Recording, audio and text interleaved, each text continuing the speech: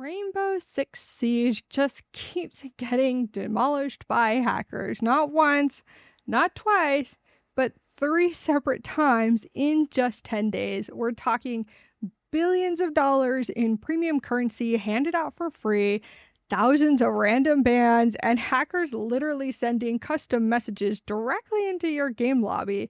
And this isn't just embarrassing for Ubisoft, this is one of the biggest gaming security disasters in recent history. So let's break down exactly what happened. What's up, everyone? If you've been following the Rainbow Six Siege drama, you know things have been absolutely wild. But the full story is way crazier than most people realize, and the technical side of this is honestly fascinating. So, let's dive into the complete timeline of how one of gaming's biggest franchises got completely compromised. All right, so first off, December 27th, 2025, right between Christmas and New Year's, when everyone's on break, players start logging into Rainbow Six Siege and immediately notice something is very wrong. I mean, imagine logging into your game and seeing 2 billion R6 credits in your account.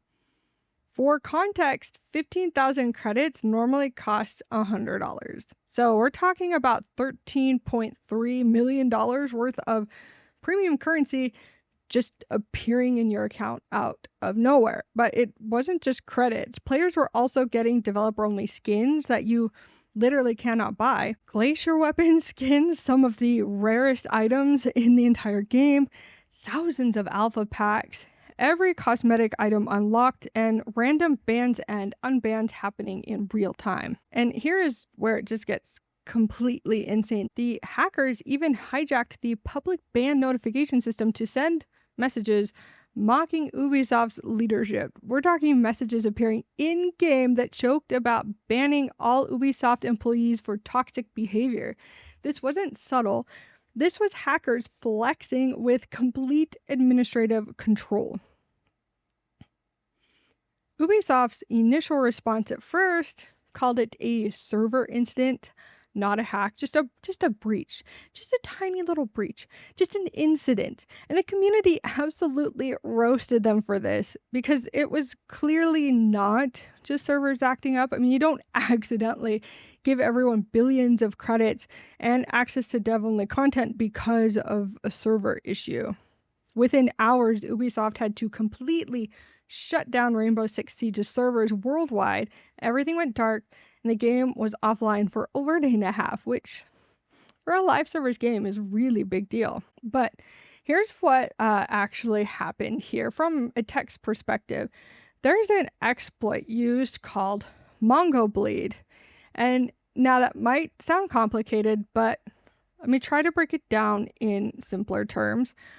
MongoDB is a type of database that stores information. Think of it as like a massive digital filing cabinet, right?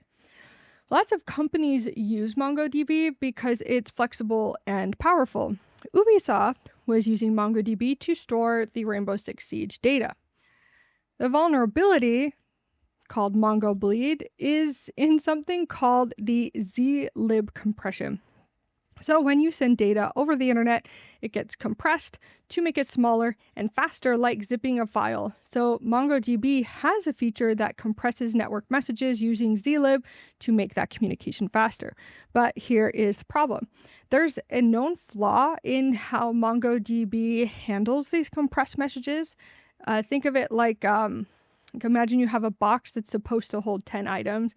The system checks the label on the box that says 10 items, but doesn't actually verify that only 10 items are in there, if that makes sense. So in theory, hackers can send a malformed, specially crafted message that basically tricks MongoDB into saying, oh, you want what's in the box? Here you go. Except it sends everything in memory near that box, not just what should be in there. And this is called a memory leak vulnerability. Like, hackers could read uninitialized heap memory, which is basically whatever random data happens to be sitting in the computer's RAM at that moment. And what could be in there? Passwords, API keys, database credentials, session tokens, literally the keys to the kingdom. And the worst part is you don't even need to be logged in. You don't need credentials. You don't need anything. If you can reach the MongoDB server over the network and zlib compression is enabled, which it is by default, you can exploit this. Multiple hacker groups reportedly got in, according to security researchers.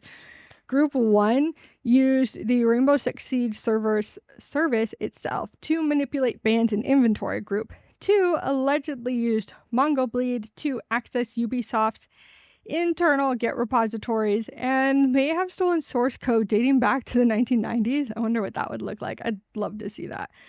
Group 3 claimed to have stolen user data and attempted to extort Ubisoft, and Group 4 disputed other claims and suggested they had access to Ubisoft's system for much longer. Now, the security firm Census identified over 87,000 potentially vulnerable MongoDB instances worldwide. Wiz Research found that 42% of cloud environments had at least one vulnerable MongoDB instance, because this isn't just hitting Ubisoft. This was a massive industry-wide security crisis. But how did they fix it? Well, Ubisoft performed a complete database rollback, basically rewinding everything to December 27th, right before the hack started. Any progress you made, any packs you opened, any purchases, all gone. The marketplace remained shut down even after servers came back online, and they essentially had to reset the entire game economy. MongoDB released patches, and the fix was pretty simple in the code. So instead of trusting the length value in the compressed message, they made it calculate the actual decompressed size. So one line of code ended up being able to prevent future damage. But lessons we can learn from this first hack is exposed databases are a massive vulnerability. If you didn't know that already, you should have known that. Default settings aren't always secure. I feel like everyone should know that too. And legacy code can have critical flaws hiding for years. Like all things that everyone technically knows, but businesses don't actually care to do anything about until they get in trouble. Which leads us to hack number 2. On January 4th, 2026, just 1 week after Ubisoft brought the game back online, players thought things were finally back to normal, but they were wrong. Because this time it wasn't free credits. Instead, players started getting hit with 67-day bans, specifically 67 days. And if you know internet culture, you know exactly what the number references. The viral 6-7 meme. Some players even got banned for 6-7 days. High-profile streamers were affected live on stream. Veracity Gamer, a major Siege content creator, got the ban notification while broadcasting. But here's the weird part. He could still queue for ranked matches. So if the ban was fake, it was just a message. But the fact that hackers could send these messages at all is actually terrifying, because this attack seemed to target the game's notification and messaging system specifically. Hackers somehow maintained or regained access to backend systems that control ban notifications, player reporting systems, and in-game messaging. The fact that they could do this suggested either the MongoBleed vulnerability wasn't fully patched everywhere, there were additional unpatched vulnerabilities, or hackers had maintained persistent access even after the rollbacks. Security experts noted the attack showed characteristics of having administrative backend access, which you don't want, with the ability to manipulate systems that, only employees should have. But what was their reaction this time? Well, this time Ubisoft was quicker to acknowledge the problem and confirmed that ban notifications received between 1 p.m. Eastern Time and 5 p.m. Eastern Time on January 4th were not official and could be disregarded, and they temporarily disabled the ban ticker system entirely. But they still didn't call it a hack. They didn't explain how this happened, and the community was rightly furious because this is the second major incident in a week, which leads us to hack number 3, January 5th, 2026, literally the next day after the 6.7 ban incident, because this is where things also got a bit more concerning. Hackers demonstrated that they could send messages directly into game lobbies, manipulate the in-game chat system, and display whatever text they wanted to players. Screenshots showed messages like ooh woo or meow to play the game, kudos smells, snuffles, fake thank you for your report notifications, claiming 676767 of your reports led to sanctions. The implications of this third incident revealed that hackers had even deeper system access than previously thought. They weren't just manipulating databases anymore, they could interact with live game services, inject messages into active sessions, and control what players saw in real time. Think about what that means for a moment. If hackers can send an arbitrary message to your game client, what else could they send? Could they inject malicious code? Could they steal data directly from your gaming session? I mean, the security implications are pretty massive. And what was Ubisoft's response? Well, they disabled the esports blue banner system and continued investigating, but at this point, trust in the game security was just completely shattered.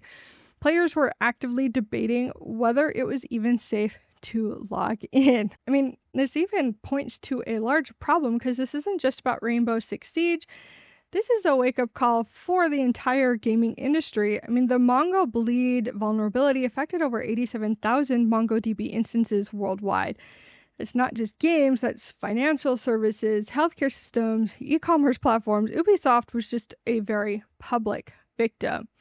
And if the claims are true that hackers obtained source code dating back to the 1990s, I mean, that's just catastrophic. Source code is like the blueprint to your house. When someone has it, they know every room, every door, every potential weakness.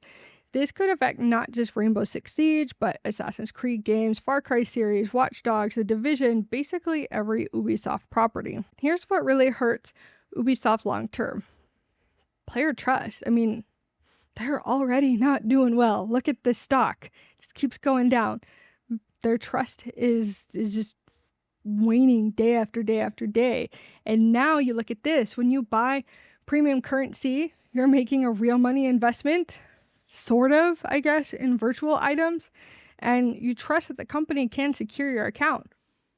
And 3 hacks in 10 days, yeah, that obliterates that trust. Why spend $100 on credits when hackers can just take everything away or give everything to you or steal even more from you? Like, other game companies are paying attention. MongoDB usage is extremely common in gaming because, again, it scales well and handles complex data structures. But I mean, at least afterward, they tried to just patch it out. Time will only tell if it actually fixed it. Because we have the persistent access question. The fact that hacks 2 and 3 happened so quickly after hack 1 suggests hackers may have maintained that persistent access. And that is kind of terrifying because it means that initial compromise was deeper than realized. Backdoors may still exist, and the rollback patches might not have been enough. So, I mean, this is legitimately one of the biggest gaming security disasters. 3 separate hacks in 10 days, billions in virtual currency compromise, potential source code theft, complete loss of player trust. But here's what I find most interesting, because this all stems from one vulnerability with MongoDB that's existed since 2017.